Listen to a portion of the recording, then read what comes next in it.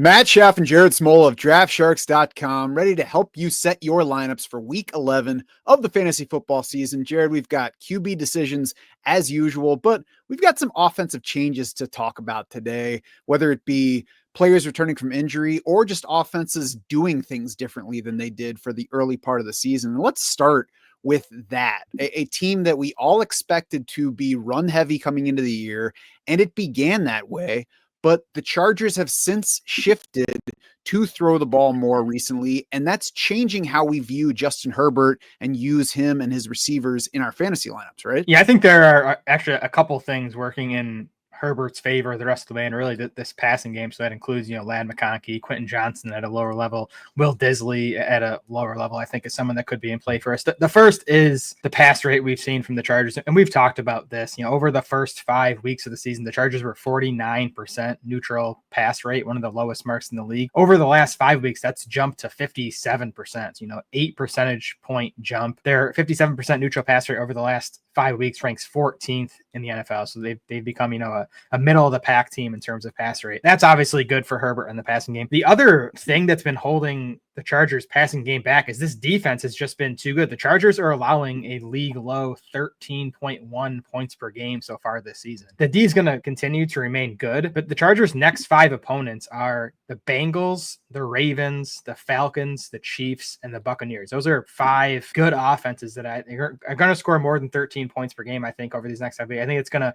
mean more potentially trailing game scripts for the Chargers, potentially more high-scoring games. And that's just good for Herbert, the passing game, the offense in general. I think you're just going to see more high-scoring games from the Chargers. So I like this offense to just score more fantasy points over the second half of the season than it has so far. And in addition to the shootout potential that you mentioned, those are just good matchups for quarterbacks in general. The only bad spot remaining is Week 16 against Denver. I mean, that's a spot where I would prefer not to start Herbert, but I think you can probably set things up so that you have another quarterback option for that week. We did a fantasy football playoffs preview article early this week just to look at stuff like that. You can check our strength of schedule pages to see who you might have available as that Week 16 option. But Herbert sits 8th in our Week 11 QB rankings. I think he'll probably settle around that range most weeks going forward. I mentioned last week on here that I picked him up ahead of Daniel Jones for a Week 10 starting spot, primarily because I liked him better as a going forward option. Obviously, it worked out for Week 10. I think Justin Herbert is going to be a fantasy factor down the stretch. For sure. Yeah, I mean, top 8 easiest schedules for the quarterbacks, wide receivers, and the tight ends the rest of the way. Even that Broncos game, at least it's in LA. So, get into December, don't have to worry about weather in that game. And then you mentioned the receivers. Ladd McConkey is wide receiver 27 in our PPR ranks this week. Quentin Johnston at wide receiver 36, probably the highest he's been in our weekly rankings all season. And that's right around where those guys sit in points per game for the year. McConkey is currently wide receiver 34 in PPR points per game.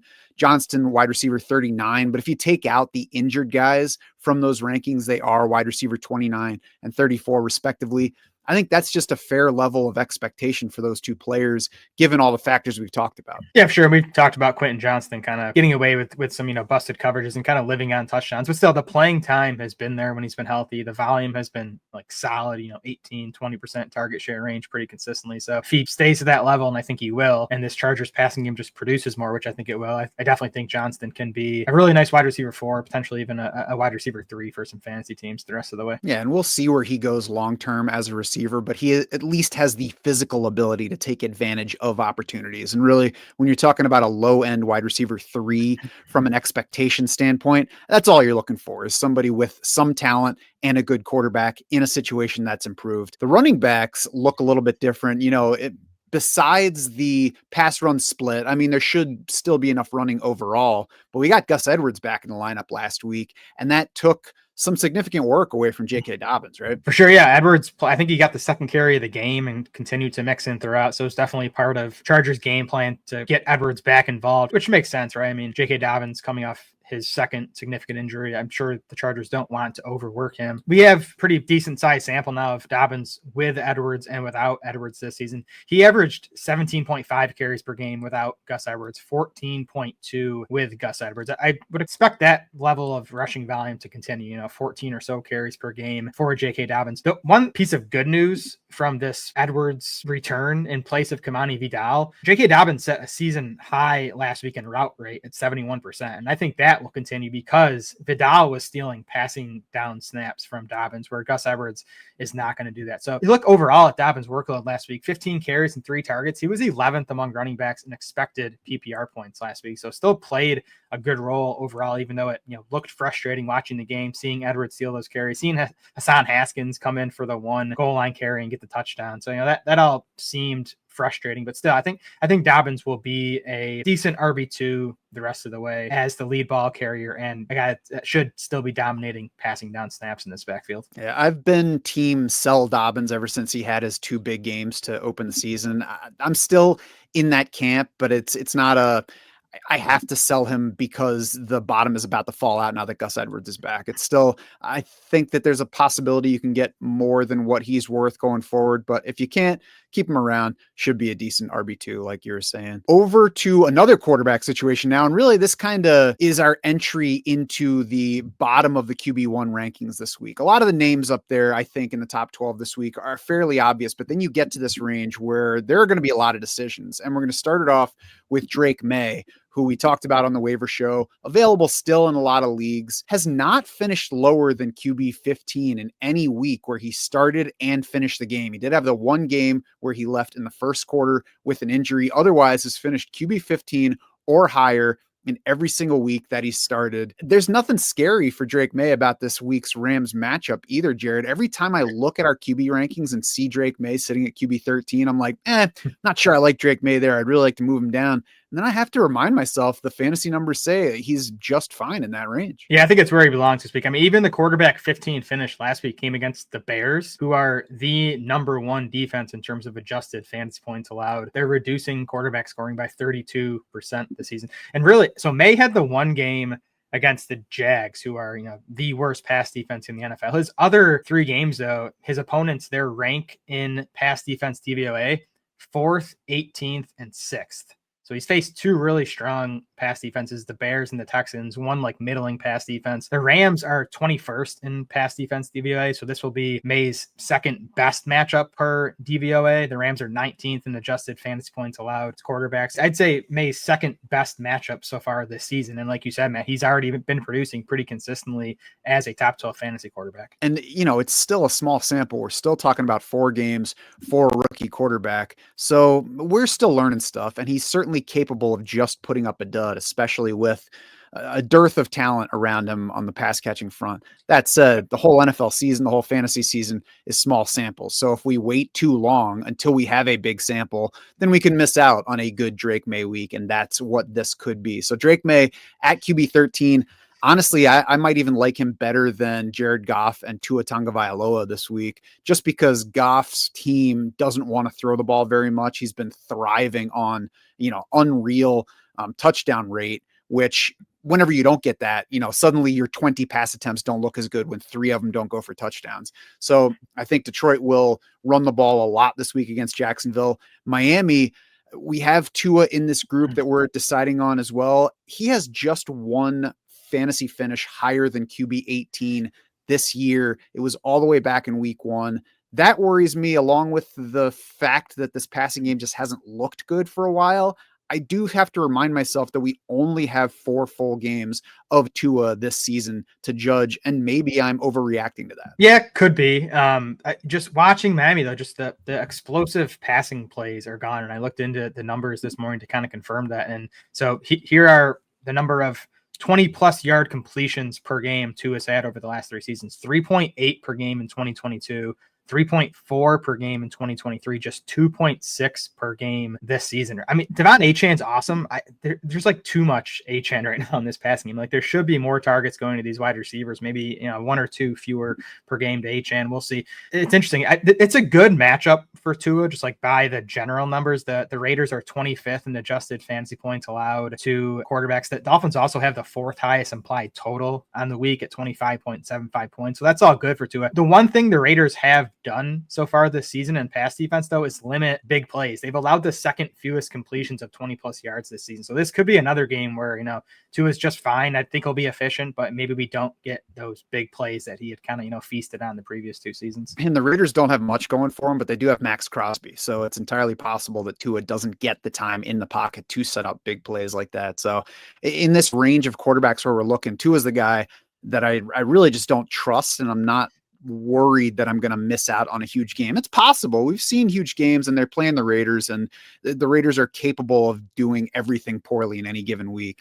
But to me, Tua is the one guy in this range that I guess I feel worst about betting on this week. Miami just lost their starting tackle too, Austin Jackson, which is an issue with Crosby coming to town. Other quarterbacks that we're looking at in this range at the position: Bo Nix, Geno Smith, Russell Wilson.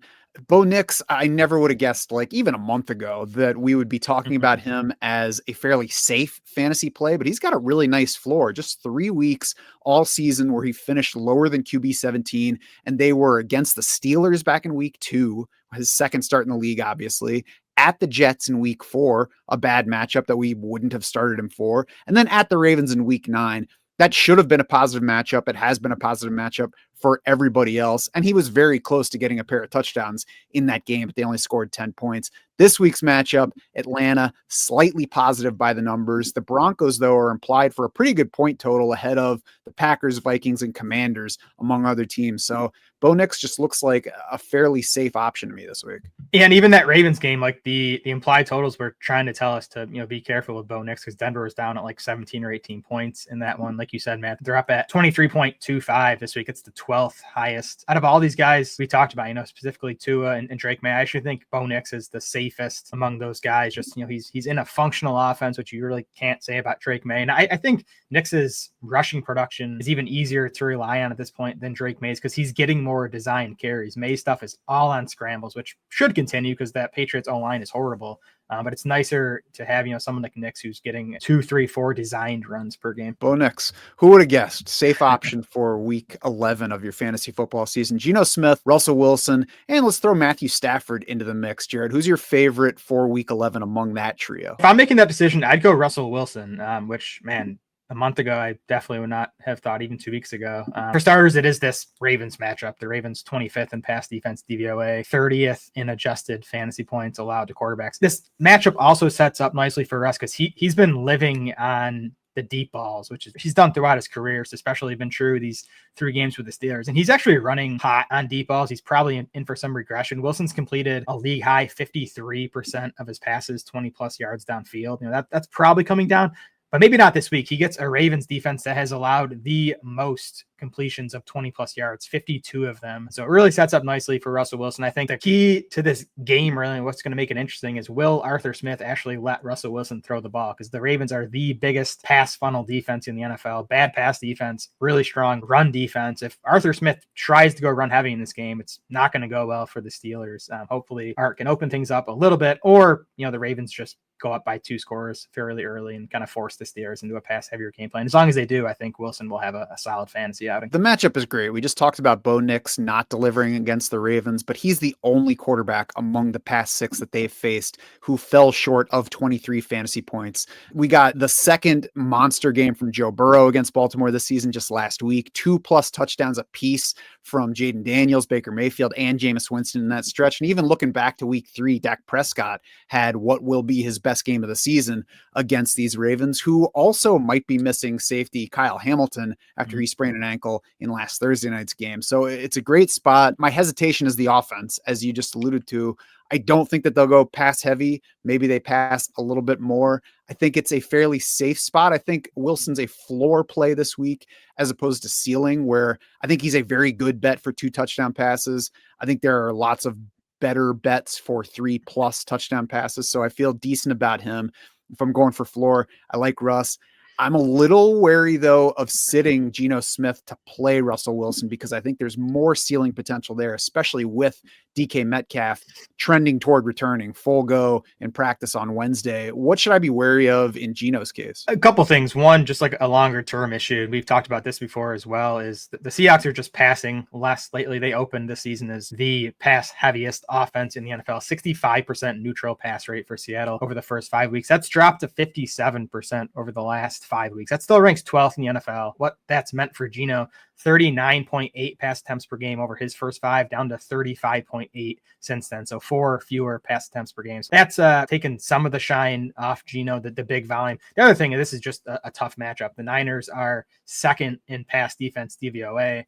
They're 12th in adjusted fantasy points allowed to quarterbacks. They're also one of the bigger run funnels in the NFL. They're 26th in pass rate over expected against. Teams are generally opting to run more against the 49ers. We'll see how the Seahawks treat it. And Seattle also has just a 20.75 point implied total. That's, near the bottom of the league. It's bottom 10 this week. So it is a tough spot for Geno. I think if you're starting him, you're counting on this game just being high scoring. The Niners playing with a lead. I don't think the Niners are going to have much trouble scoring on Seattle. So that should help boost Smith's passing volume. Yeah, that is definitely something that I'm betting will happen in this game. The Niners score plenty of points, and that drives some passing volume from Seattle. It's also worth noting that we're still learning what to expect from this Seattle offense. It's the first year coaching staff.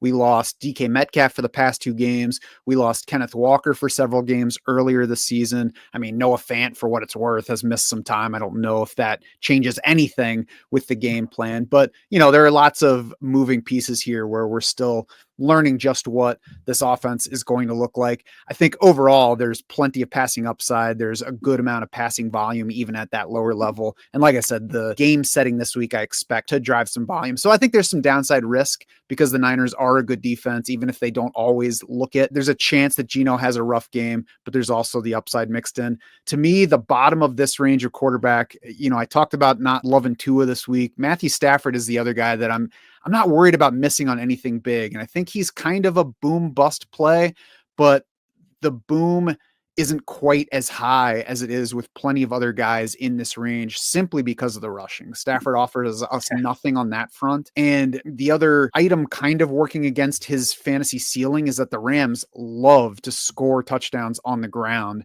2021 was the last time that this team did not rank higher in rushing touchdowns than they do in passing touchdowns. That's the case this year as well. I know we lost Puka for a while and Cooper Kupp for some of that time as well. So that's affected those numbers, of course. But, just overall, I haven't seen the touchdown ceiling from the Rams passing game that would make me worry about sitting Matthew Stafford. Yeah, it's always a thing with Stafford. It feels like is the touchdowns, or at least lately, especially with the Rams. Like you said, Matt, they do love running in the red zone. Now, I feel like Stafford will pop for like these 3-4 touchdown games out of nowhere when most people have sat him at that point because he's had a few games with 0 or 1 touchdowns. And that was the case last week. Stafford ended up throwing for 293 yards against Miami. They just couldn't put the ball in the end zone. Last week was Stafford's first finish worse than quarterback 14 this season in games with Cooper Kupp and Puka Nacua. The matchup is definitely good this week. The Patriots 30th in pass defense DVOA. The Rams have the 8th highest implied total of the week. I think they're going to score points. As always, the question is just, will they come via Stafford or will they come via Kyron Williams on the ground? Yeah, so boom bust is probably overstating it because I was not aware of the QB 14 stat that you just mentioned. So maybe I just don't like the relative lack of boom so far, but the floor actually looks decent. Yeah, I think it's more of a floor play because, unless the Patriots explode on offense, you're probably not going to get, big passing volume from Stafford in this game. And then before we get out of quarterback, we have to talk about the Colts suddenly switching back to Anthony Richardson this week from Joe Flacco. We've had 4 full Joe Flacco starts. He's averaged about 250 passing yards in those games. We've gotten 5 full Anthony Richardson games, 177.4 yards per game. That's a pretty big drop off. 4 total touchdown passes for Richardson to 9 for Flacco in 1 fewer game. And all of that is with Flacco trailing Richardson by nearly 6 yards per completion. So this young guy with the big arm makes downfield completions, and yet trails way behind a 70-year-old Joe Flacco in passing effectiveness. So what do we do with the fantasy outlooks for these guys? Yeah, and I think there's been like 3 times already this season where like midweek we've had to adjust our projections from, Flacco to Richardson or Richardson to Flacco. And it always amazes me how far the wide receivers fall in the rankings when we make those adjustments, because you're losing passing volume in a big way and you're losing passing efficiency in a big way. Here are Josh Downs's PPR finishes in his 3 games with Anthony Richardson: wide receiver 72, wide receiver 98, and then wide receiver 6. That was a game he scored a 69-yard touchdown on a blown coverage. And then Michael Pittman's PPR finishes with Richardson. He's played 5 games with Richardson: 58th, 62nd, 53rd, 37th, and 93rd. I would not want to start Michael Pittman. He was full go in practice on Wednesday. Seems like he might be healthier than he's been in a while, but he's still someone I'd be looking to bench. He's, deep in wide receiver 4 territory in our rankings. Josh Downs was like wide receiver 15 when we had Flacco projected. Now he's like wide receiver 36. So he's kind of like a fringe wide receiver 3 in full PPR. Yeah, I'm basically forgetting about these guys until something changes and proves that I need to pay more attention to them. Now on to some backfields, and we're going to start with Nick Chubb, Jared, who has not really done a whole lot so far. 2.7 yards per carry, 2 total receptions in his 3 games, but coming off a bye, should be rested up a bit more after seeing his first action following last year's terrible knee injury. And he returns from that bye to face probably the last chance, I would say, to prove that he's going to give us some fantasy value the rest of the way. Not that, this is the end of the season and you forget about Nick Chubb if it doesn't work out this week, but they've got the Saints, who have allowed the 4th most running back PPR points per game on the year, 3rd most for non-PPR, and lots of rushing touchdowns to opposing running backs. That includes 2 rushing touchdown games for Bijan Robinson, Chuba Hubbard, Javonte Williams, the Bucs running backs, all of that over just the past 5 weeks. So to me, if I have Nick Chubb, I'm strongly considering using him this week. It really depends on who else I have to choose from. And then if I don't get meaningful fantasy production from Chubb this week, I'm seriously considering dropping him ahead of week 12. Yeah, that's fair. I mean, like you said, Matt, the spot doesn't get any better than this. Saints a bottom 3 run defense. This game is like close to a pick 'em as far as the betting lines. You mentioned the 2 issues with Chubb. One, the 2.7 yards per carry average, and like that was a concern we had. Like, yeah, this guy's gonna probably come back in 2024, but is he gonna be the same player really ever again? And specifically, this year, a year and a half removed from the injury or whatever it's been. So that's a concern. And like you said, Matt, if he's not more efficient in this spot, I'm not sure we should expect him to be more efficient at all the rest of the season. Then the other thing is the passing game usage, especially with Jerome Ford back in Cleveland's last game. Nick Chubb, just 16% of the routes and 1 target. I do think Jerome Ford is going to play most passing situations going forward. So I think you're really just, banking on the rushing production with Chubb. So the floor is pretty low, even in this matchup, right? Like if he doesn't break a big run or score a touchdown, it might be a pretty disappointing outing. But if he's ever going to have a big game this season, I think it'll come this week. Yeah, and we've only seen 11, 16, and 15 carries from Chubb so far. The last time out, it was a 17-point loss, so not a great situation for him to get carries against the Chargers.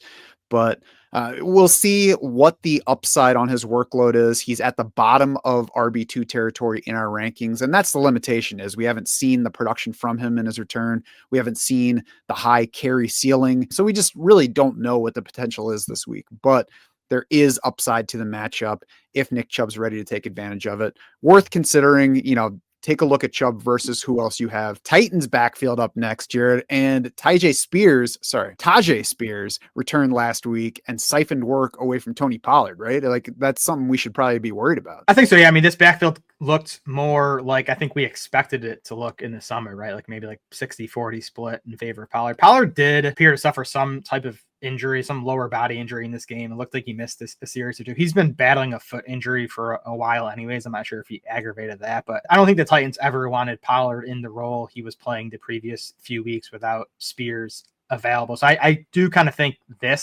what we saw in week 10 is what we're going to get going forward. Pollard's still kind of the leader of a committee backfield. The good news for both these guys is they continue to see so much passing game work that, even last week, Pollard was 24th among running backs in expected PPR points, while Tyjae Spears was 34th. I think those are fair ranges for what we should expect going forward. Pollard kind of like a low end RB2, And then Spears, someone you can consider using as an RB3 flex play in PPR because of that target volume. Yeah, it's also worth mentioning more about the injury front. Tony Pollard was dealing with a foot injury recently. He played through a questionable tag for it back in week 9 before Spears had returned. Last week, Pollard remained on the injury report with that foot, limited, no practice, limited that week. So clearly still somewhat of an issue. This week, he sat out Wednesday's practice, but listed only as a rest day. So maybe we get a healthier Tony Pollard this week. Maybe that impacts the work share further. We'll see. For now, we've got Tony Pollard a little bit ahead of Tyjae Spears in our running back rankings for the week, both kind of in that range of where Pollard's a decent start and Spears is like an if you need him. And obviously a brutal matchup for both against the Vikings. But again, I think you're banking on the passing game usage kind of carrying Pollard or Spears if you're using them in fantasy lineups.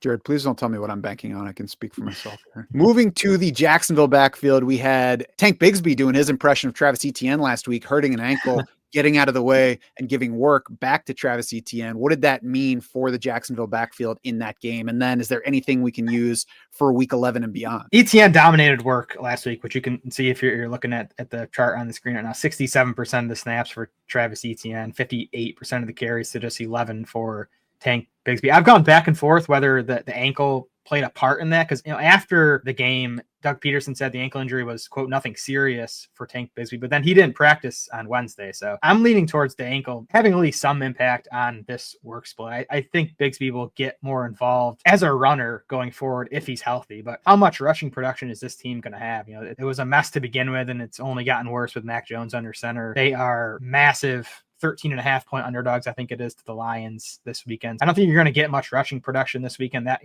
makes Etienne the better fantasy bet as the guy that's going to do the passing game work, but I wouldn't call Etienne a good fantasy play this week. He's just kind of there if you're desperate. Yeah, it's nice to not have any Jaguars running backs on your team this week and for the rest of the season, really, if you don't have to count on any of them. And we'll see what this week holds. I think Doug Peterson has proved unreliable by the coach speak index. Like, I don't have those numbers in front of me, but I'm pretty sure they already mentioned him as an unreliable guy for what he tells the media about player availability. And it certainly feels that way as somebody who tries to read what he's saying. So if you are watching on YouTube, then you saw charts from Jared's usage takeaway articles. That comes out every week. We've got the Jaguars running backs and the Titans running backs in there among 10 total takeaways from the previous week's usage. So check that out. If you're not watching on YouTube, then you're missing seeing anything that I put on the screen, as well as our beautiful faces. So you probably should be. Let's close this out with some wide receiver talk, and we'll go back to the Seahawks to begin this one with DK Metcalf returning.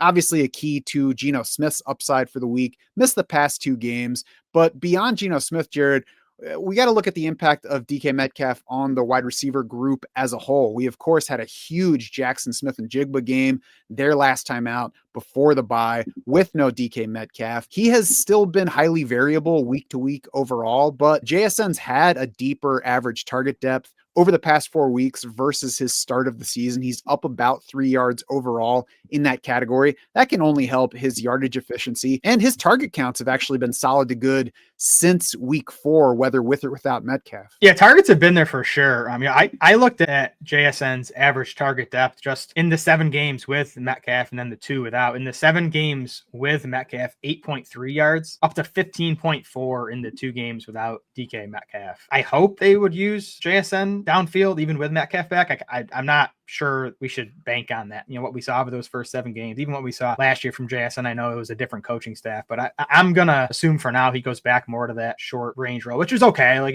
it increases the catch rate, gives him a higher fantasy floor. I wouldn't be banking on those big plays we got from JSN over those past 2 games without DK. Yeah, it's certainly worth noting that the ADOT for JSN spiked in that last game out because they threw him at least a couple of deep balls that were connected in that game. And then looking back over his full schedule, like first 4 games found him collectively working shorter than the games since then have. So, like I said earlier with the Seattle offense, we're still learning everything about it, but I think overall positive movement for JSN.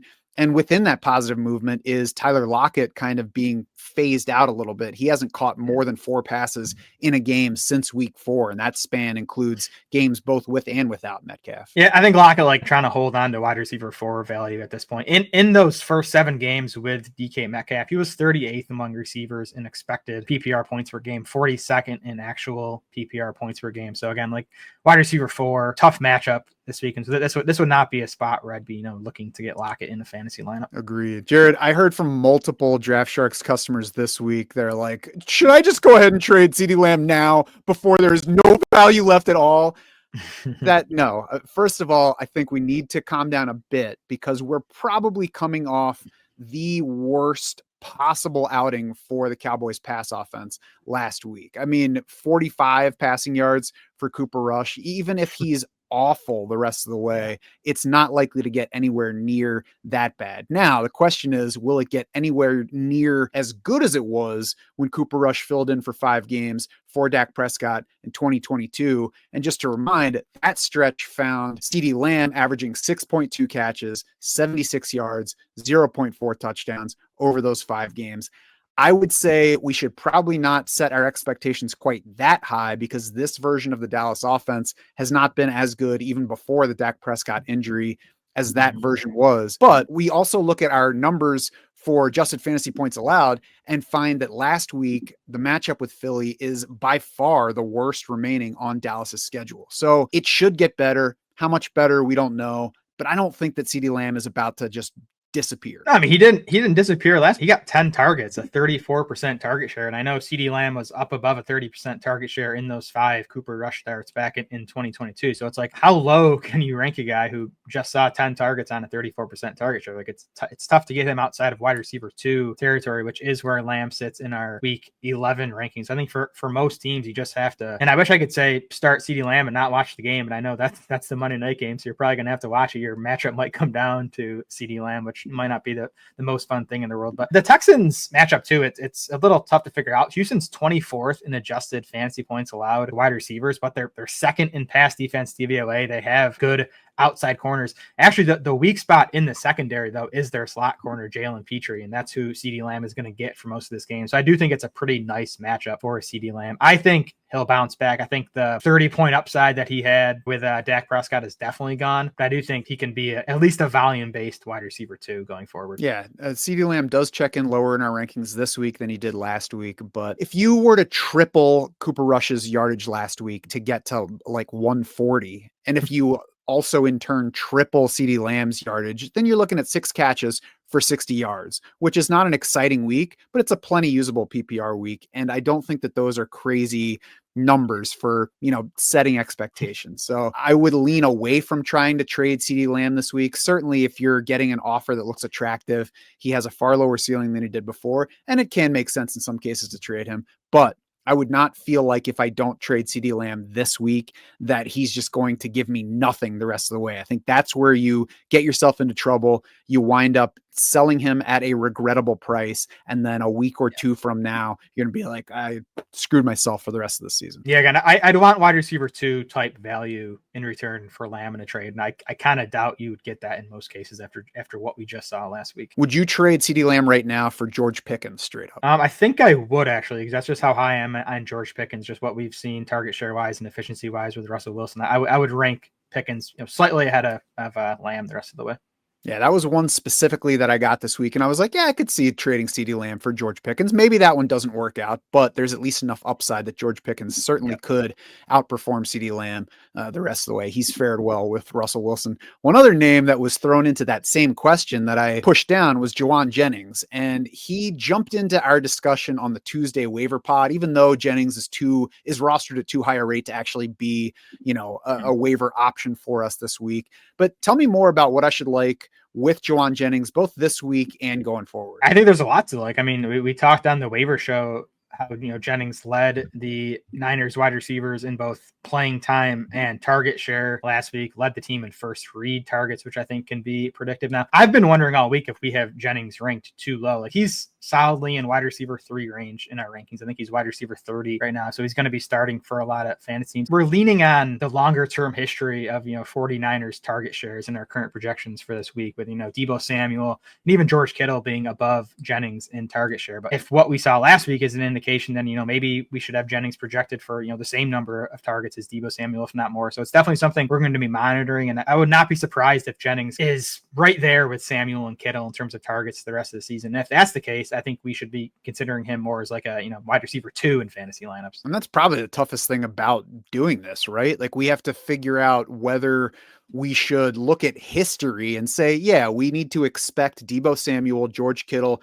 and Christian McCaffrey to be ahead of Jauan Jennings in usage and production this week. Or do we look at last week and say, well, the Niners have tried to show us that Jauan Jennings is more important than we think, and he's going to get the ball this much. Ultimately, the answer is when you're setting rankings, you tend to lean more on history. Obviously, we look at each specific situation. In some cases, the past 2 weeks matter more. And in other cases, it's like, no, we have 3 other years of data to go on for setting this. So it makes sense, I think, to set Jauan Jennings in that mid wide receiver 3 range. I also think for setting an individual lineup, it can make plenty of sense to consider Jauan Jennings more like wide receiver 22 and put him ahead of some of the guys that we have projected higher this week, because it very well could work out like that. We're still seeing what Jauan Jennings looks like in this current situation, and we've already seen how high the ceiling can go. So if your question this week is, should I start Jauan Jennings over this guy that is sitting higher in our rankings this week? My answer is probably going to be, yeah, you definitely can if you want to. Whether I would in my own lineup is really going to come down to specifically who that guy is. Yeah, and I think Jennings probably has a wider range of outcomes than a lot of other guys in that wide receiver 3 range. Like I think his floor is probably lower, but his ceiling's definitely higher. We've seen the ceiling. He had the huge game against the Rams. Even last week, almost got to 100 yards. But I think it's also possible that, he comes out and gets, 4 or 5 targets in this game just because of how crowded the Niners are. The other thing I want to say about Jennings, he's just having an awesome season. You look at a lot of like the ESPN open score, that type of stuff. He's scoring high. He is 4th right now in yards per route run among wide receivers. It goes AJ Brown 1, Nico Collins 2, Justin Jefferson 3, and then Jauan Jennings is at 4. So nice company up there. He's just having a really strong season. It would not surprise me if he, again, is like right there with Deebo and Kittle as the top option in this passing game for the rest of the season. And it does help that the passing volume is up for this team. Still not huge, but up versus what it was the previous 2 seasons for Brock Purdy. Yep. We will keep updating our week 11 projections and rankings throughout the week as injury situations clear up, as we learn more about players and roles and expectations. Make sure that you check your team intel page to see exactly who makes sense for your specific lineup in your particular format. And just because it's later in the week doesn't mean that you should ignore your free agent finder. I know I still hit the weekend needing to pick up players to fill holes in certain lineups, or, add upside guys to the bench. The free agent finder is a great quick way to evaluate what's out there across your leagues and see where pickups will make sense for you. All of it, of course, is built to make Draft Sharks your unfair advantage.